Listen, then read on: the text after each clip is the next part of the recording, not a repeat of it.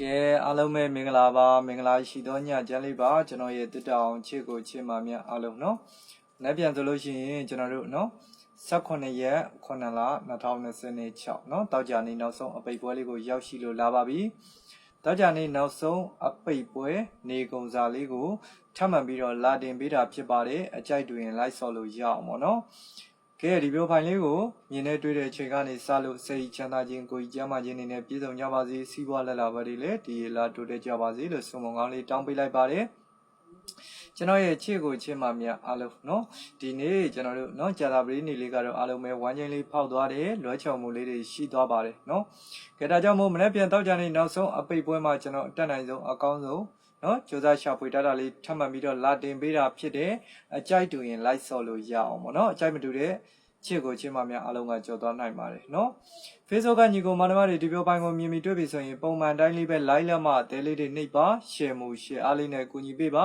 နော်ကျွန်တော်ဒီနေ့ဗီဒီယိုပိုင်းလေးတွေကိုနေ့စဉ်နဲ့မြင်တွေ့ကျင်နေဆိုရင်ကျွန်တော်ရဲ့ဒီ page လေးကို follow လေးတွေနှိပ်ခဲ့ဖို့မမေ့ကြပါနဲ့နော်ကျွန်တော်တို့မနေ့ပြန်ကျွန်တော်အများကြီးမထုတ်တာဘူးတောက်ကြနေနောက်ဆုံးအပိတ်ပွဲလေးဖြစ်တယ်အကြိုက်ဆုံးအကောင်းဆုံးဆိုတာလေးတွေကိုရွေးချယ်ပြီးတော့ထုတ်ထားတယ်လာတင်ပေးတာเนาะအကြိုက်တွင်လိုက်ဆော့လို့ရအောင်ပေါ့ဗျာเนาะအကြိုက်မတွင်မဆော့ပါနဲ့စေတနာနဲ့တင်ပေးတာပြစ်လို့ပေါက်လို့ရလို့လေဘာမှပေးစရာမလိုပါဘူးကိုကြိုက်မှာကိုဆော့ပါเนาะအမှားမှန်ရှိပါတယ်ကဲဒါဆိုလို့ရှိရင်မနေ့ပြန်ကျွန်တော်တို့เนาะ18ရက်နေ့တောက်ကြနေနောက်ဆုံးအပိတ်ပွဲနေကုံစာဝမ်းကျိန်းနေနေဆိုရင်တော့4ကိုဝမ်းကျိန်းပါเนาะကဲဒါဆိုလို့ရှိရင်4နဲ့ပတ်သက်တဲ့ main ကွက်ကလေးတွေဆိုရင်မနေ့ပြန်မှာ40 45